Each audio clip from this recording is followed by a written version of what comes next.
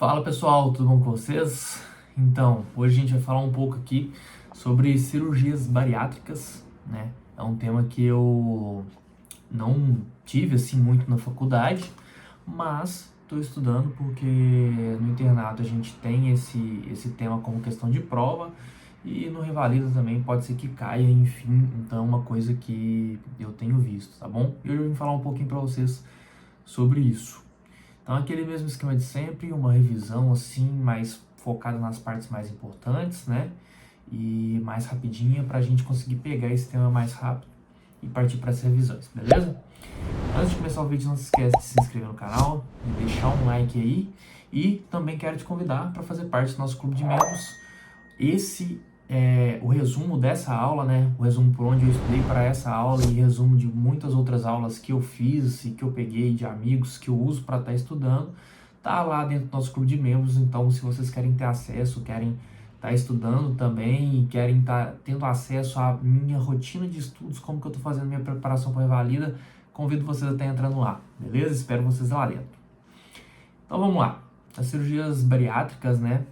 Elas são recomendadas aí com certos critérios para pacientes obesos, né? Então, o que é importante? A gente entender por que dessas cirurgias, né? Então, essas cirurgias são indicadas porque pacientes obesos, pacientes acima do peso, eles têm aí muita chance de desenvolver várias outras patologias ou de agravar várias outras patologias, como diabetes, hipertensão, várias doenças cardiovasculares, redução da expectativa de vida. Então, nosso objetivo fazendo essas cirurgias, né, indicando essas cirurgias, é melhorar todos esses aspectos. A gente sabe que o paciente obeso, o paciente com sobrepeso, ele está aí com um fator de risco para inúmeras doenças, né? Então, esse é o nosso intuito na hora de indicar aí uma cirurgia bariátrica. Então, a gente tem que lembrar o seguinte, para a gente poder fazer uma indicação de uma cirurgia dessa, a gente tem que ter aí, vai variar de literatura de uma para outra, mas a gente tem que ter aí um IMC de no mínimo 30. Tem literaturas que falam que é acima de 35, tem literaturas que falam que é só acima de 40.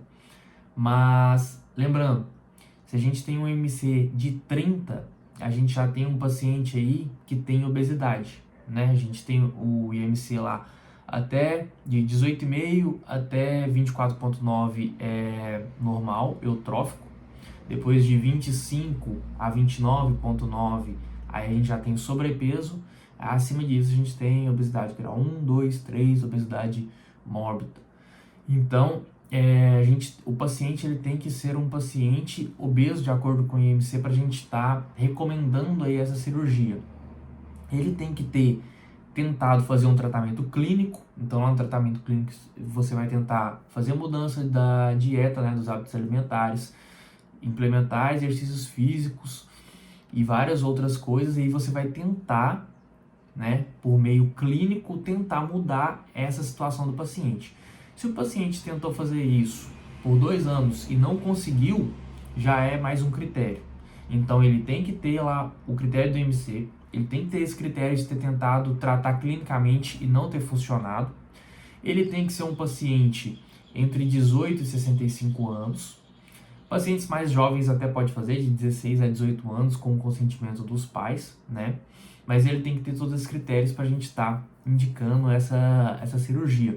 E também tem os critérios para a gente não estar indicando essa cirurgia, né? Então, o paciente que ele tem incapacidade intelectual para entender a cirurgia, entender a complexidade da cirurgia, a gente é contraindicado. Pacientes que têm transtornos psicológicos é contraindicado, a não ser que esteja tratado, né, que esteja fazendo acompanhamento certinho com o psiquiatra deu aval, libere para essa cirurgia, né? Pacientes que têm hipertensão portal, pacientes que têm doenças cardiopulmonares graves, então tudo isso aí vai estar sendo contraindicação para cirurgias bariátricas. E é importante lembrar também que essas cirurgias bariátricas, elas não são só para tratar a questão de peso, elas também podem ser cirurgias metabólicas que vão tratar causas endócrinas, como por exemplo a diabetes mellitus tipo 2.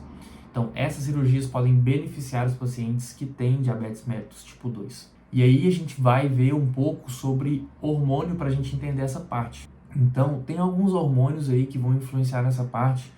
Os mais importantes aí vão ser a grelina, que é um hormônio aí que é produzido no fundo do estômago, e quando a gente faz aí uma cirurgia, a gente acaba, dependendo do tipo de cirurgia, né, tirando uma parte grande ou talvez menor do fundo do estômago e acaba não tendo mais a secreção como antes desse hormônio. E esse hormônio é um hormônio que induz o apetite, induz a pessoa a ter vontade de comer. Você cortando esse hormônio, né, ele vai fazer a pessoa não ter mais esse apetite. A pessoa vai estar mais saciada e isso ajuda no tratamento dela, né? Outro hormônio que a gente tem é o GLP-1. O GLP-1 ele é produzido no intestino delgado, estimulado aí pela comida, né? E ele vai influenciar na liberação de insulina lá nas células betas pancreáticas.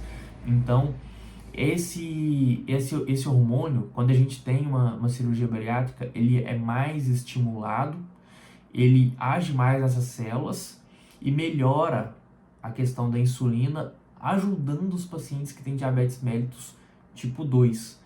E por isso que essa cirurgia ela vai ajudar não só para quem precisa perder peso, esses pacientes que têm esse fator de risco, mas também para os pacientes que têm diabetes mellitus tipo 2, então agindo como uma cirurgia metabólica. E aí a gente vai ter vários tipos de procedimentos cirúrgicos que a gente pode estar fazendo, né? Eu vou até deixar na tela aí para vocês poderem visualizar melhor. Mas a gente tem, por exemplo, o balão gástrico, que geralmente é uma coisa que a gente pode fazer transitória, né? Você coloca lá por endoscopia o balão no estômago, insufla o balão e ele vai causar uma restrição ali no estômago, né? Então a pessoa ela vai comer e vai se sentir saciada mais rápido. E aí, por esse mecanismo, a pessoa pode perder peso. Aí a gente tem também outros métodos como a banda gástrica ajustável, que é isso, coloca uma banda em volta do estômago, né, e aperta lá. Não é um procedimento muito usado e pelo que eu estudei, ele tem, dentre os outros, ele tem uma chance maior de falhas, de sair fora do lugar e tal. Depois a gente tem a gastrectomia vertical, onde a gente tira verticalmente uma parte do estômago, é chamado de sleeve também. E nessa tipo de cirurgia, você pode entender facilmente aí como que sai o fundo do estômago, ajudando aí a não produzir mais o hormônio e ter menos apetite. Então o paciente passa a ter menos apetite, isso ajuda ele a comer menos. Também tem a questão da restrição, né, que agora o estômago não é tão grande quanto antes, não cabe tanto conteúdo como cabia antes. Então junta aí esses dois fatores e os dois vão auxiliar na perda de peso do paciente. Porém tem algumas contraindicações, né? Pode piorar, pode dar ou piorar se o paciente já tem aí refluxo gastroesofágico. Então tem que avaliar bem se o paciente já tem alguma comorbidade ou se ele não tem ainda, para ver se essa cirurgia seria a mais indicada ou não. Depois a gente tem também o bypass em Y de Roche, né, que hoje é a cirurgia mais indicada, mais feita no Brasil, né? Então a gente vai deixar lá só um pedacinho do estômago e já vai fazer a anastomose ali logo.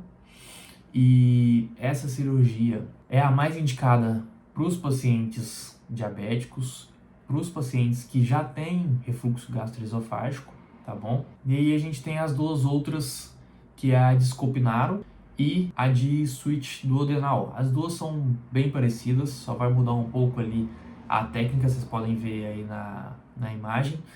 Mas a switch duodenal, ela costuma ser a que tem melhor resultado de perda de peso pós-cirúrgico.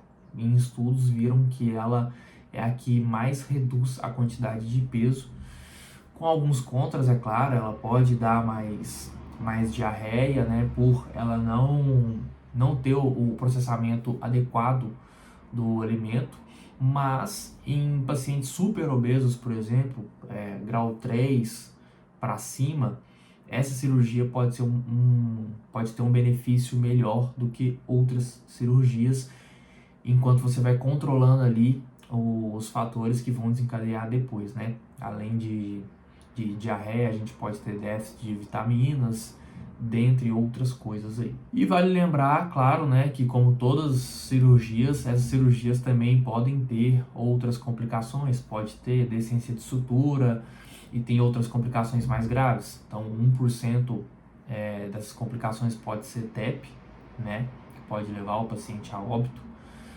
A gente pode ter hérnia de Peterson, que é uma das complicações. A gente pode ter fístulas, né, que é comum com outras cirurgias também. Então, sempre avaliar o risco-benefício do paciente, né? Ver se ele tem os critérios para poder receber uma cirurgia dessa, ver de acordo com o paciente qual tipo de cirurgia que é a mais indicada e tomar cuidado sempre com as possíveis complicações, tá bom? Então, isso é o mais enxuto, o mais importante aí de cirurgias bariátricas. Espero que vocês tenham gostado. Se não deixou, deixa aí um like, né? Manda aí nos comentários se vocês querem que fale sobre mais alguma coisa desse tema, né? Se faltou alguma coisa, deixa aí que eu posso fazer um outro vídeo. E se inscreve no canal se vocês ainda não forem inscritos, tá bom? Vejo vocês nos próximos vídeos.